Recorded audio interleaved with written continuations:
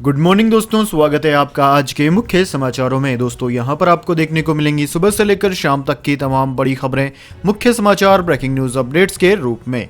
तो दोस्तों आप सभी लोगों से रिक्वेस्ट है इस वीडियो को ज्यादा से ज्यादा लाइक और शेयर करें।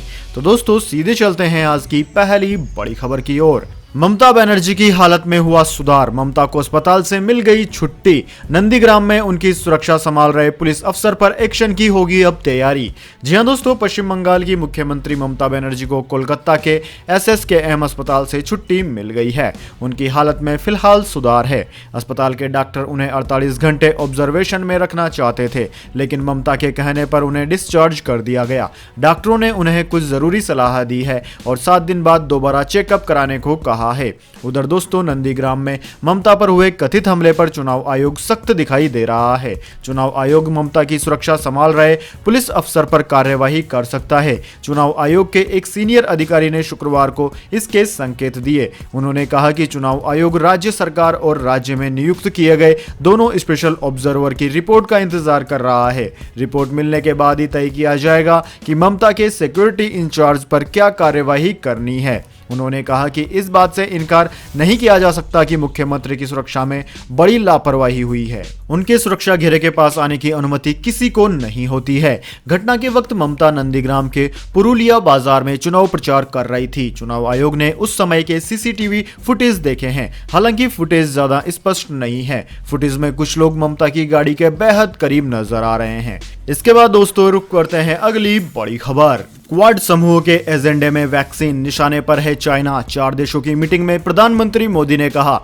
हम दुनिया की बेहतरी के लिए साथ आए। हमारा विजन वसुदेव कुटुंबकम का है। जी हां दोस्तों, चीन पर नकेल कसने के लिए बने 4 देशों के क्वाड ग्रुप की वर्चुअल बैठक शुक्रवार शाम को शुरू हुई। बैठक में मोदी ने सबसे पहले अपनी बात रखी। उन्होंने कहा कि हमारा एजेंडा वैक्सीन, क्लाइमेट चेंज और टेक्नोलॉजी डेवलपमेंट को कवर करता है। हम साझा मूल्यों को आगे बढ़ाने, धर्मनिरपेक्ष, स्थिर और समृद्ध इंडो पैसिफिक के लिए मिलकर काम करेंगे। उन्होंने आगे कहा कि मैं इस पॉजिटिव विजन को भारत के प्राचीन दर्शन वसुदेव कुटुंबकम के विस्तार के रूप में देखता हूं, जो दुनिया को एक परिवार के रूप में मानता है।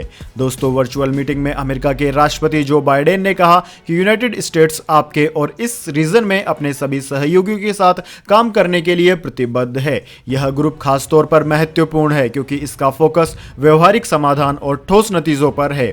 हम सभी देशों के भविष्य के लिए फ्री इंडो पैसिफिक एरिया महत्वपूर्ण है। क्लाइमेट चेंज की चुनौतियों से निपटने के लिए और आपसी सहयोग बढ़ाने के लिए हम एक नया मैकेनिज्म लाने जा रहे हैं।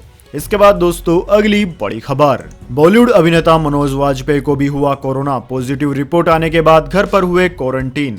जी हां दोस्तों, खबर आ रही है कि बॉलीवुड एक्टर मनोज वाजपेयी कोरोना संक्रमित हो गए हैं। उनकी कोविड-19 टेस्ट रिपोर्ट पॉजिटिव पाई गई है। पिछले 2 दिनों में रणवीर कपूर और संजय लीला बंसाली के बाद मनोज वाजपेयी तीसरे बड़े स्टार हैं जिन्हें कोरोना हुआ है। मीडिया रिपोर्ट्स के मुताबिक मनोज वाजपेयी घर पर क्वारंटीन हो गए हैं और सारी सावधानियां बरत रहे हैं।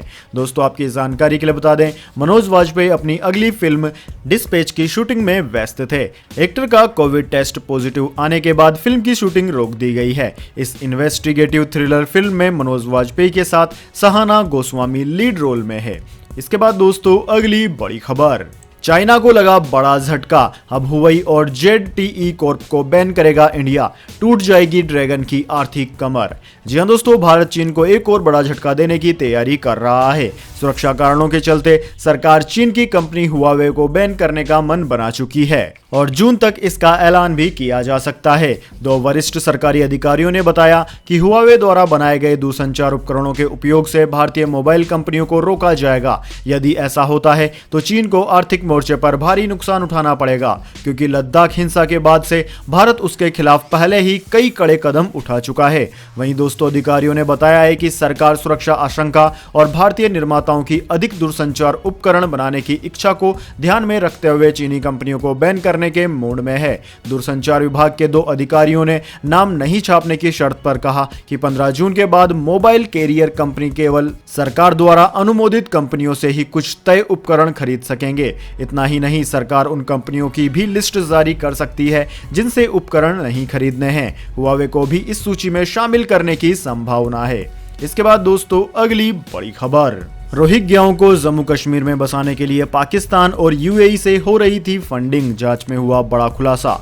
जी हां दोस्तों, जम्मू कश्मीर में इन दिनों अवैध तरीके से रह रहे रोहिंग्या लोगों के वेरिफिकेशन का काम चल रहा है। इसी दौरान सुरक्षा एजेंसियों को कुछ चौंकाने वाले तथ्य हाथ लगे हैं। जांच में पता चला है कि रोहिंग्याओं को जम्मू में बसाने के लिए पाकिस्तान और सऊदी अरब की तरफ से एक एनजीओ को फंडिंग की जाती रही है। इसकी शुरुआत 1996 में हुई, जब बड़ी संख्या में रोहिंग्या म्यांमार से आकर जम्मू के किरियानी तालाब, नरवाल बाला, बड़ी ब्राह्मणी की तेली बस्ती, संबा, कठुआ में बस गए। उस वक्त जम्मू कश्मीर में फारूक अब्दुल्ला की सरकार का शासन था। सुरक्षा एजेंसियों ने बताया कि रोहिंग्याओं के लिए विदेशी फंडिंग से वेलफेयर देख रही एनजीओ ने मदरसे और वेलफेयर सेंटर भी बना रखे हैं। हालांकि अभी तक एनजीओ के नाम का खुलासा नहीं हुआ है। दोस्तों, सरकारी आंकड़ों के अनुसार रोहिंग्या मुसलमानों और बांग्लादेशी नागरिकों सहित 13,700 से ज्यादा विदेशी नागरिक जम्मू और सांबा जिले में बसे हुए हैं। आंकड़े बताते हैं कि 2008 से 2016 के बीच इनकी संख्या में 6,000 से ज्यादा की वृद्धि हुई है। रोहिंग्या म्यांमार के बांग्ला बोलने वाले अल्पसंख्यक मुसलमान हैं।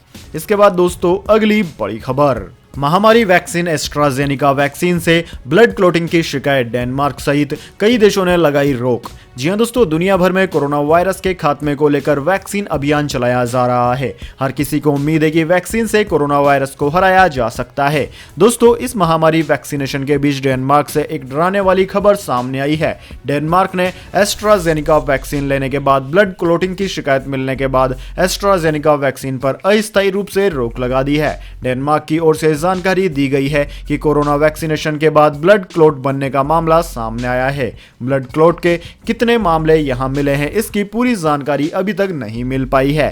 जानकारी के मुताबिक ऑस्ट्रेलिया में भी ब्लड क्लॉटिंग से एक व्यक्ति की मौत की खबर है, जिसके बाद एस्ट्राजेनिका वैक्सीन के इस्तेमाल पर अस्थायी रूप से रोक लगा दी गई है। यही नहीं, एस्ट्राजेनिका वैक्सीन के कारण मिल रही शिकायतों को ध्यान में रखते हुए अब यूरोप के अन्य 6 देशों में भी वैक्सीन पर अस्थायी रोक लगा दी गई है। इसके बाद दोस्तों, अगली बड़ी खबर, स्पाइसजेट ने शुरू की कोरोना टेस्ट की सुविधा, 299 रुपए में हो जाएगी जांच।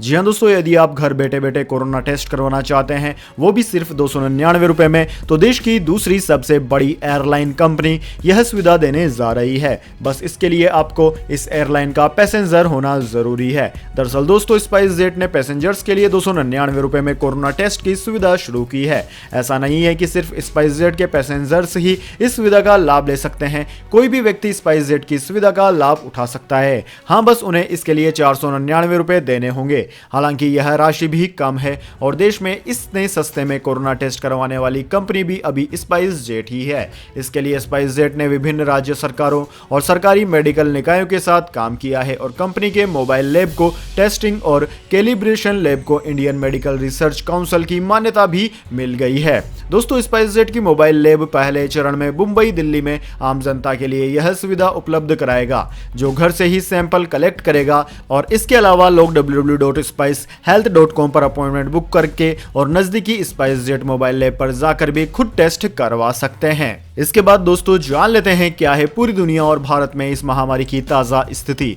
तो सबसे पहले दोस्तों, बात करते हैं पूरी दुनिया की। तो दोस्तों, पूरी दुनिया में इस वक्त तक इस महामारी के संक्रमितों का आंकड़ा 11 करोड़ 86 लाख को पार कर गया है, जबकि दोस्तों इस महामारी से मरने वालों की संख्या 26,31,000 के पार है। दोस्तों, इस महामारी का सबसे ज्यादा असर अमेरिका पर हुआ है। अमेरिका में इस वक्त तक 2,93,09,000 से ज्यादा संक्रमित मरीज सामने आ चुके हैं, जिनमें से 5,30,000 से ज्यादा लोगों की जान भी चली गई है। वहीं दोस्तों, अमेरिका के बाद में India, Brazil, Russia, United Kingdom, France, Spain, Italy, Turkey, Germany, Colombia, Argentina, Mexico, Poland आदि ऐसे देश हैं जो कि इस महामारी से सर्वाधिक प्रभावित हुए हैं।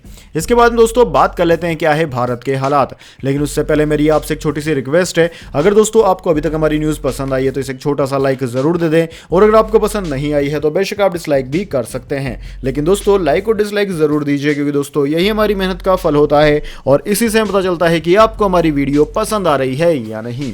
तो दोस्तों, जल्दी से जान लेते हैं क्या है भारत के हालात।